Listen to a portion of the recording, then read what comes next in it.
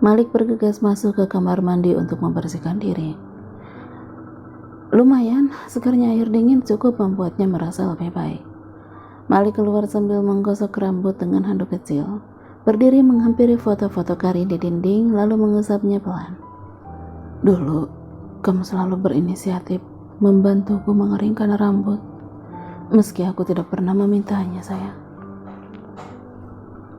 Lirihnya dengan hati seperti diremas-remas. Malik mengendahkan wajahnya sembari membuang napas kasar. Berbulan-bulan setelah kepergiannya, nyatanya tidak mampu menghapus luka dan kenangan itu. Bahkan penyesalannya seperti tiada ujungnya. Kapan aku bisa menata hatiku kembali, Karin? Perhatian dan kasih sayangmu selama ini terlalu membekas hingga sulit untuk kuhapus. Malik mengusap foto Karin, lalu mencabutnya satu. Dia merangkak naik ke atas ranjang lalu berbaring mencium fotonya, kemudian meletakkan di samping kepala sebelum memejamkan matanya. Malik mulai lelah dengan semua ini.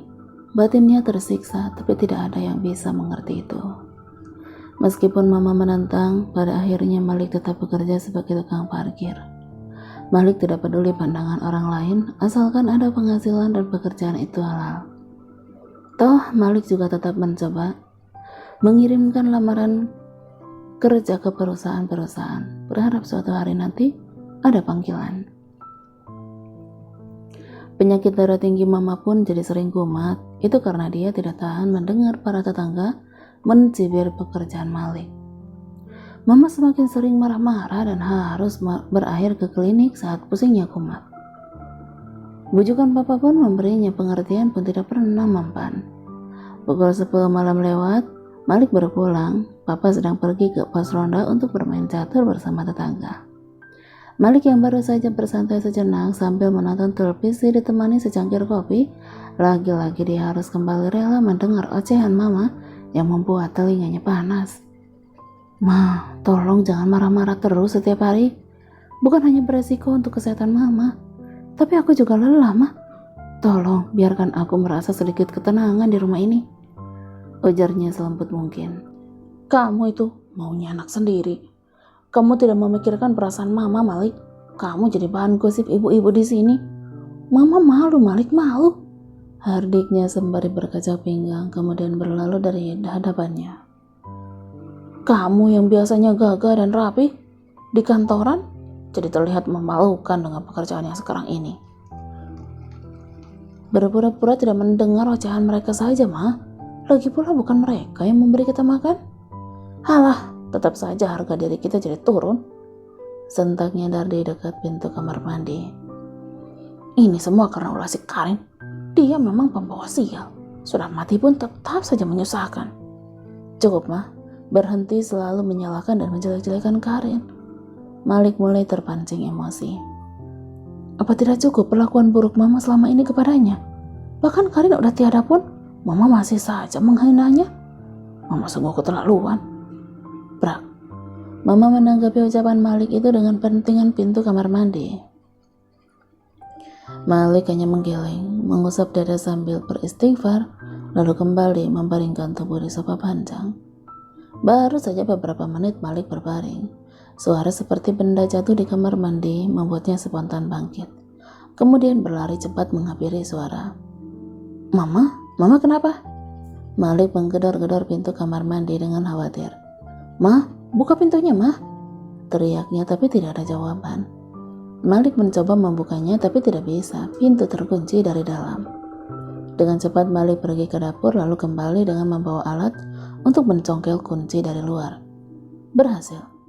Mama?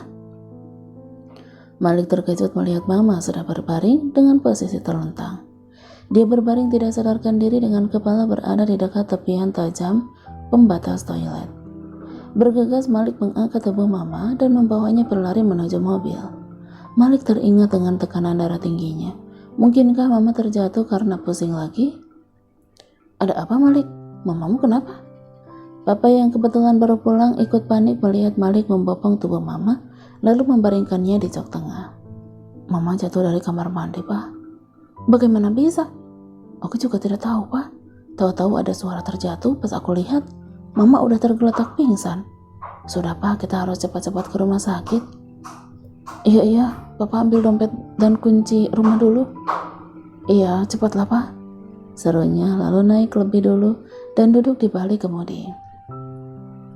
Setelah Papa kembali dan naik ke dalam mobil, Malik segera menginjak gas, melajukan mobil dengan cepat menuju rumah sakit terdekat. Setibanya di rumah sakit, para perawat dengan sigap memindahkan tubuh Mama ke atas berangkar, lalu mendorongnya ke ruang pemeriksaan. Tunggu di sini saja, Pak, tidak boleh ikut masuk, larang perawat saat Malik dan Papa hendak mengikuti mereka ke dalam. Malik mengangguk lalu mundur kembali dan pintu pun ditutup rapat. Bagaimana ini, Pak? Aku takut Mama kenapa-napa. Akhir-akhir ini kan Mama sering pusing karena darah tingginya kumat terus, Pak. Tadi juga Mama sempat marah-marah sebelum masuk ke kamar mandi. Semoga aja tidak luka yang serius, Mal. Aku takut, Pak, ini semua salahku. Mama jadi sering sakit karena memikirkan pekerjaanku yang sekarang. Malik menunduk menopang kepala dengan kedua tangan. Sudah, Malik, jangan menyalahkan diri sendiri. Bukan karena pekerjaanmu pun Mama memang selalu begitu. Kita berdoa yang terbaik aja. Semoga mamamu tidak mengalami cedera parah. Papa mencoba menenangkannya sembari menepuk-nepuk punggung. Amin, sautnya lirih. Bagaimanapun jahatnya Mama, Malik tetap menyayanginya. Tidak mau kalau sampai terjadi sesuatu yang buruk padanya. Setelah lama mereka menunggu, akhirnya dokter dan seorang perawat keluar menghampiri mereka. Bagaimana keadaan Mama saya, dokter? Beliau baik-baik aja kan? Tanyanya khawatir. Begini, Pak, setelah kami melakukan CT scan, beliau ternyata mengalami pendarahan di otak dan memerlukan penanganan yang lebih serius. Secepatnya pasien harus segera dioperasi. Kalau Bapak setuju, maka operasi akan segera dilakukan. Iya, dokter, lakukan apapun yang terbaik untuk Mama saya, jawabnya cepat. Baiklah, kalau begitu silakan Bapak urus administrasi dan surat persetujuannya diantar oleh suster ini, ujar dokter sembari menunjuk perawat di sampingnya. Saya permisi kembali ke ruangan. Silakan, dokter. Malik mengangguk. Mari, Pak, ikuti saya. Perawat itu tersenyum ramah, lalu mulai melangkah lebih dulu. Tunggu, Malik. Malik yang hendak menyusulnya sempat ditahan oleh Papa. Dari mana kita mendapat uang untuk operasinya? Biayanya pasti sangat mahal. Uang tabunganmu kan udah terkuras cukup banyak untuk biaya hidup dan tes DNA waktu itu, ujarnya dengan wajah gelisah. Tenang aja, Pak, kita bisa pikirkan masalah itu nanti. Yang penting Mama bisa segera ditangani dulu. Malik tersenyum menenangkannya, meski jauh di dalam hati, sama-sama merasa bingung dan gelisah. Aku pergi dulu, Papa tunggu Mama di sini ya, ucapnya lalu berlari kecil menyusul perawat yang sudah berjalan cukup jauh. Setelah mengurus administrasi dan membayar uang mukanya, Mama pun segera ditangani. Usai operasi, Mama masih membutuhkan waktu untuk bisa sadar kembali. Kini Mama udah dipindahkan ke ruang perawatan kelas 1. Kopi, Pak? Malik menyodorkan 1 cup kopi pada Papa yang baru bangun tidur. Kamu udah sholat subuh? Tanya Papa setelah menyeruput kopi tersebut. Udah, ini tadi mampir ke kantin sehabis dari musola. Malik duduk di kursi samping berangkar Mama. Kamu udah pikirkan dari mana sisa uang yang akan kita bayarkan, Mal? Malik menggeleng. Apa kita perlu pinjam uang pada orang lain? Nanti Papa coba hubungi teman dan kerabat kita. Siapa tahu mereka bisa bantu. Jangan, Pak. Mereka pasti tidak akan mau kalau kita pinjam terlalu besar. Lagi pula akan sulit membayarnya dengan pekerjaanku yang sekarang. Lalu kita harus bagaimana? Tidak ada jalan keluar lain lagi. Tidak mungkin kan rumah satu-satunya kita digadaikan? Desa Papa, lalu menyandarkan punggungnya lesu. Malik terdiam sejenak berpikir. Tak lama, sebelah senyum tipis terbit saat teringat sebuah solusi. Aku ada ide, Pak, ucapnya bersemangat. Apa? Mobil kita bisa menjualnya untuk menutupi biaya operasi dan perawatan. Sisanya nanti kita tabung untuk jaga-jaga kebutuhan lain. Mobil? Ulang Papa terlihat ragu. Iya, Pak. Hanya itu satu-satunya cara aman daripada kita harus pinjam ke sana kemari, ya kan? Apa kamu tidak sayang dengan mobil itu?